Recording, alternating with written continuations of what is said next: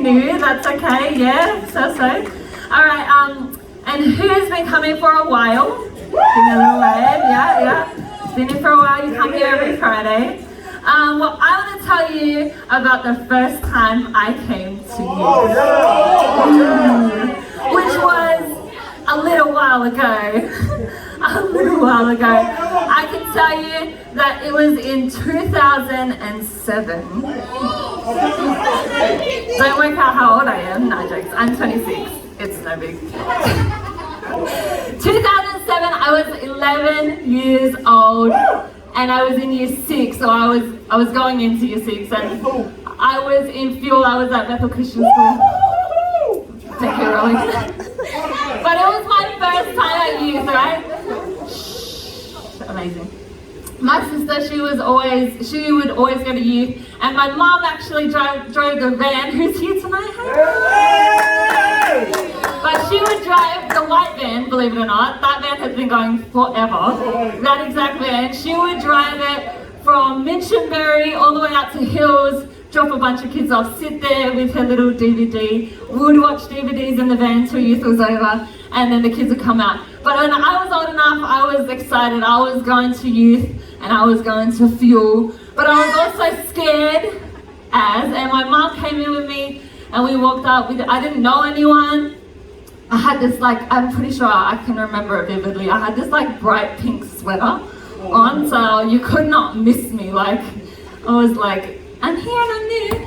And my mom walked straight up to the youth pastor at that time, who was Josh Kimes. I don't know if you would know. He was the fuel youth pastor at the time, and she introduced me to him. She was like, she's new, she doesn't know anyone, her sister goes here, blah blah blah. And he was like, cool, let's get you connected into this RDG. And I sat with a bunch of girls that I didn't know for the first time, and I was so nervous. I was like, oh, I don't know what to expect. And we went down into the basement, which is, it sounds a bit scary when you say it like that. But it's basically this little room where fuel meet under the building. It was cool though.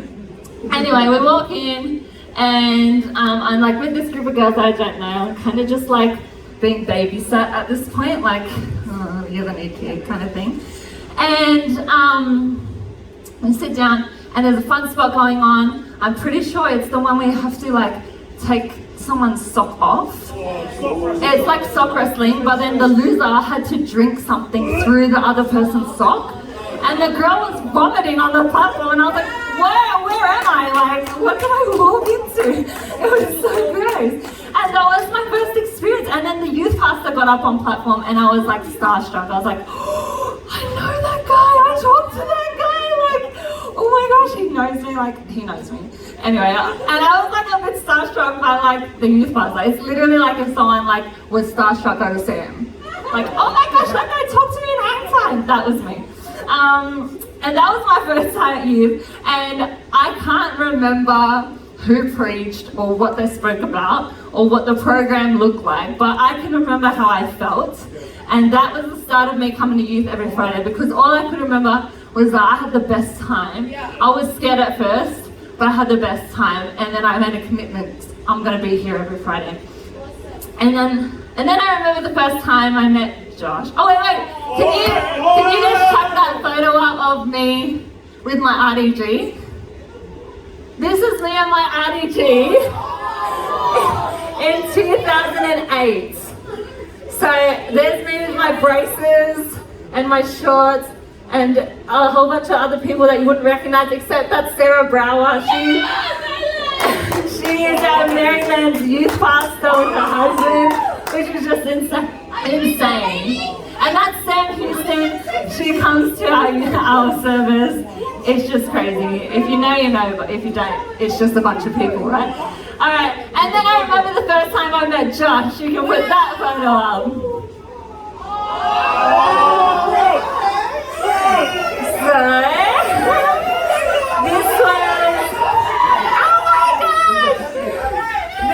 Josh and I's first date at Grill Penrith, and I think this is probably the first time we officially met, because Josh and I worked together at Wet n Wild. Yeah, And so we were both guest services attendants. And I just knew him like as the other Māori guy, like, oh yeah, there's another Māori guy here. And he's like a little bit handsome or whatever. And like this other girl, this other someone, she was like, oh, do you know Josh? Like, and I was like, oh yeah, he's the other Māori guy, right? She's like, oh yeah, whatever. You should be friends with him, he's cool. And I was like, oh yeah, that's cool. Anyway, little did I know that we were both like crushing. And we would like, you know, like he would try and make a move, but it was really not a move. Like he would like come up behind me and like, and then we'd say like on my chair or something, and he would be like, what's that card doing here? And I'd be like, oh, I don't know. And then he's like, cool. And I was like, and then I was like, oh, okay. And then the second interaction we had was we were at the box office, which was like this little shipping container, and basically you come with a bunch of other people, relax, and we were all sitting like, and I was all the way down this end sitting at my station, a person, and then Josh, and he was like making jokes with everyone except for me. He was like, oh, talking to the people next to him, making everyone laugh, and I was just at the end and I was like, ugh, like I want to talk to him. So I grabbed my clicky pen and I went out behind him and I clicked him on the back of his neck. And he went, ow! And then he turned around and he saw it was me and I was like, oh, sorry. Do you know what to do? And then he was like, oh, no. Anyway, that was our second interaction. That's not what I'm talking about. I'm getting carried away. Guys, these are the moves you need to make. The first date, sorry. So, Josh slides in my DMs, he's like, he goes, hey, have you got the work sick number? And I was like, oh, yeah, and I sent her, and then I said, oh, why, are you sick? And he was like, nah, I just want to call in sick for no reason, whatever. He was like, slid in my DMs, we started talking from that point. Little did I know he didn't even have a shift to call in sick for. Smooth. And then he goes to me, oh, we should catch up sometime. And I was like, we should. Anyway, we organize it, we go out on a date. That's the day. We go to Grilled, we go Christmas light looking because it's Christmas at Hillsong Church. And yeah, look, I couldn't tell you what we talked about, to be honest. I don't remember like what, actually I do remember what I ordered. I don't remember, oh no, I do remember what he ordered too.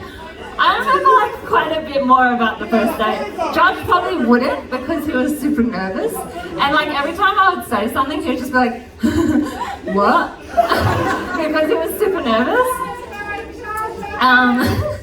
But I can't tell you what we talked about. But I remember how he made me feel. And that was the start of the rest of our life together. He's now my husband. We have 2 kids. Crazy. What? Oh, photo of my kids, I didn't send one, I'm so sorry. They're here though, if you want to go look at their faces. But, and then I want to tell you about the first time I met Jesus. Yeah. So I'm pretty sure it wasn't long after that photo of me and Hannah was taken. So I actually like grew up in church. My mum, she always brought us to the Salvation Army.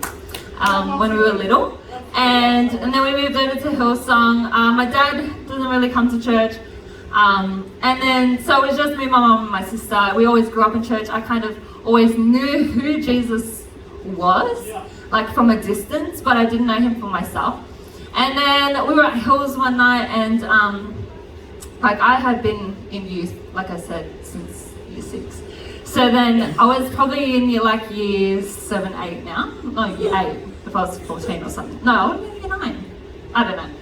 I was like 14. And I remember I was up the back of the Hills Convention Centre, which is like pretty much a humongous stadium, what it feels like. And I was all the way up in the back corner where the naughty kids sit. And I was mucking around with my friends. I don't know what I was doing, I was probably playing on my Nokia E63. And I don't remember what I was doing, honestly. Like, I was just mucking around, I was not listening. And Robert Ferguson was speaking, and like, if you know Robert Ferguson, he's very intelligent. So that was number one, like, I'm probably not gonna listen because I'm like, I don't get it. But he was speaking, and he finished his message, and he did the altar call. And I had sat in 1,000 altar calls before that. So I just like, put my head down, whatever, I just want this moment to be over.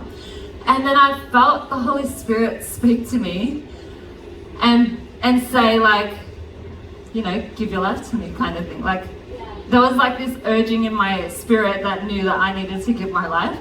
And I was kind of having this argument with God, like, no, like, I've been in youth forever, that's so embarrassing. Like, I'm not going to do a public altar call right now in the middle of church, like with all these thousands of people.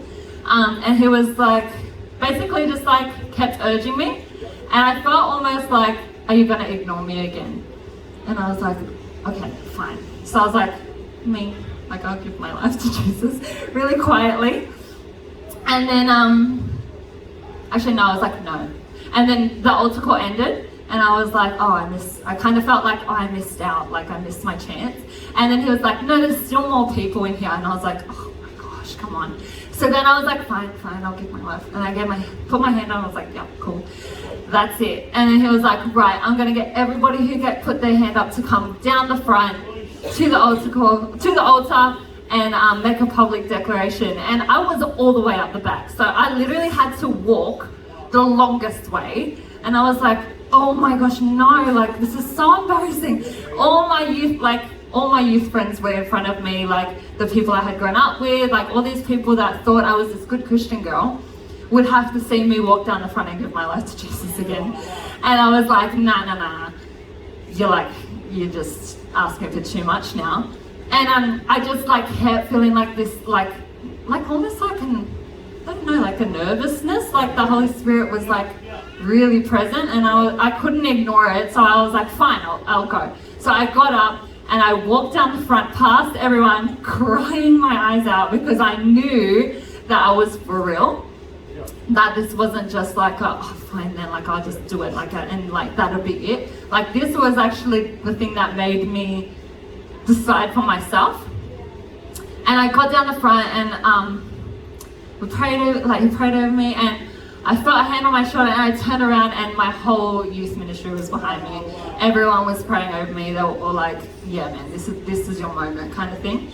And that was the first time for myself that I would say that I met face to face with Jesus, because the other times that I knew about Jesus from afar, I was probably not facing him. I would say maybe my back was to him, or I was like on my phone, or I was like a little bit busy.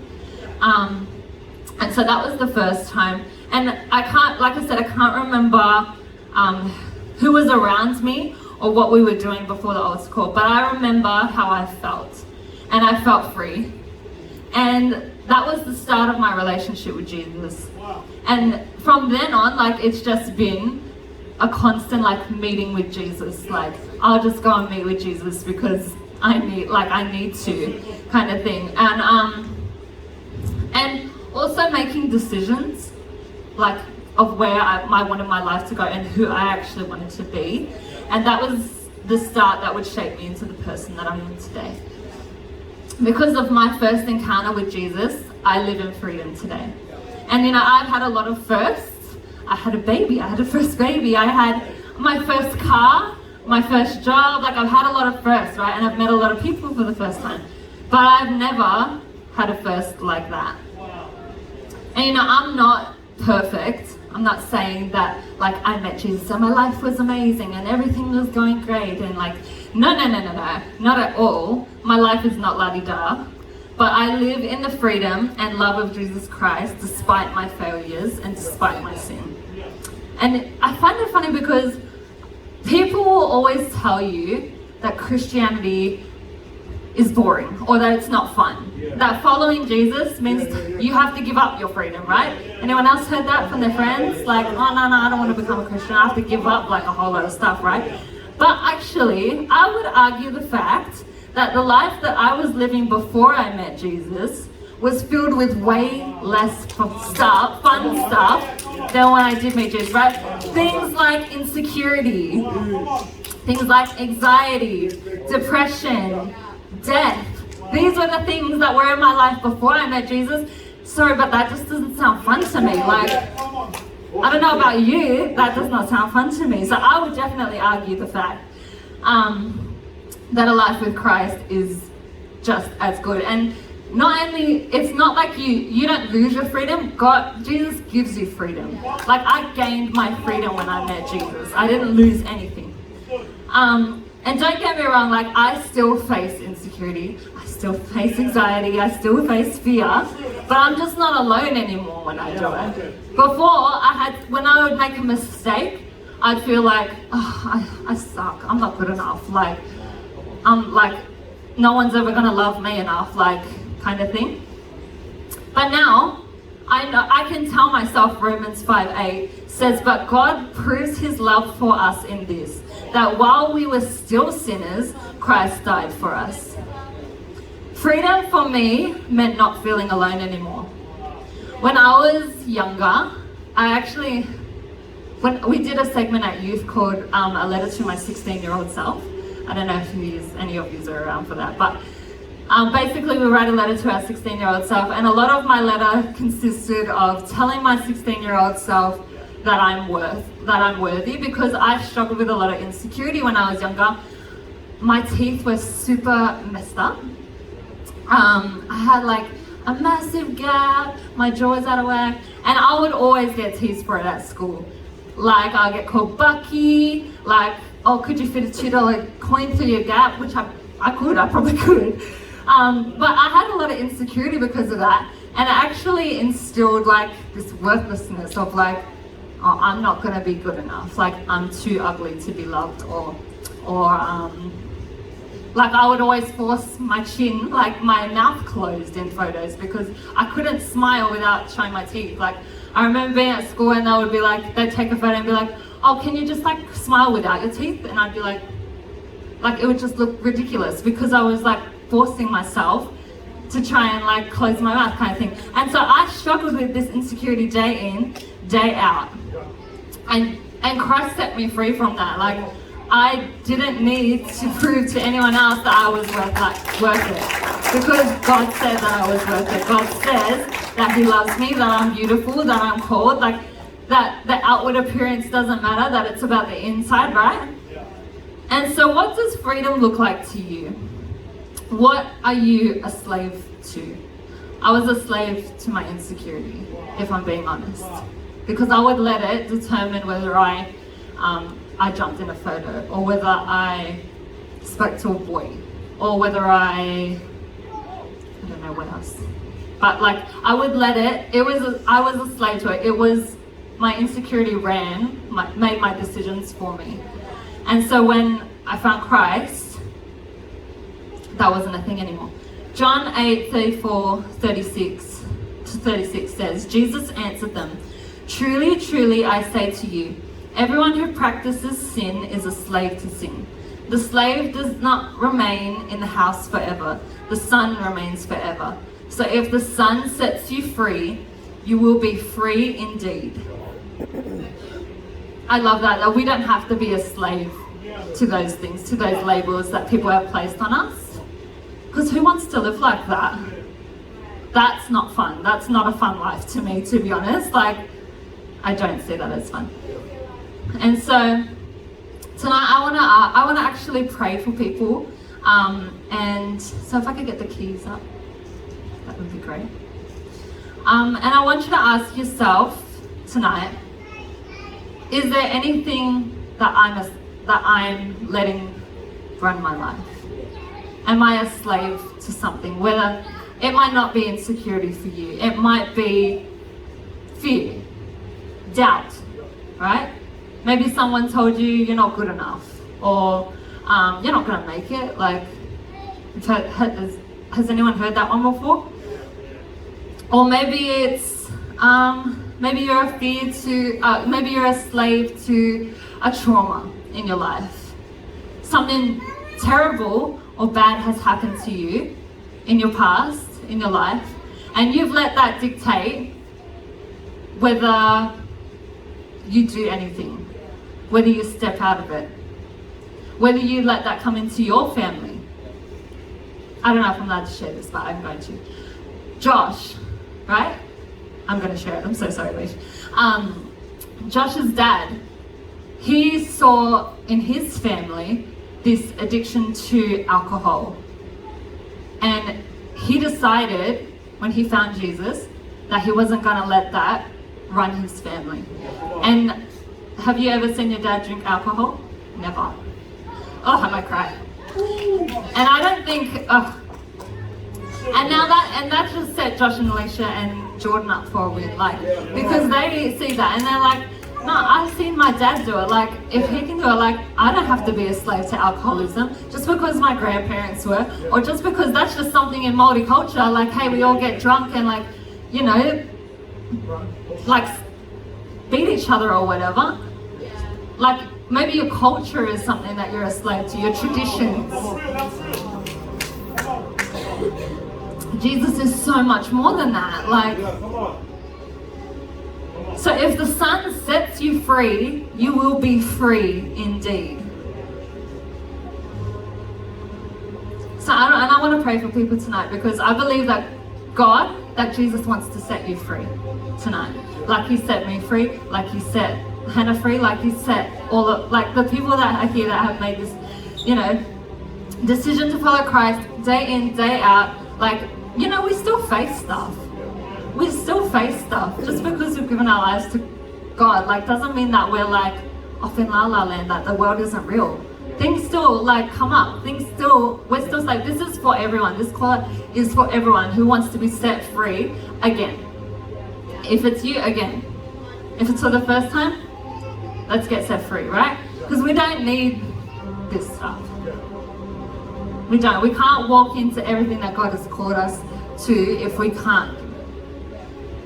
So with eyes closed and heads bowed, I want to pray for people that have been a slave to something, that have let something rule their life that isn't God. And if that's you, I just want you to pop your hand up just so I can see you, just so I know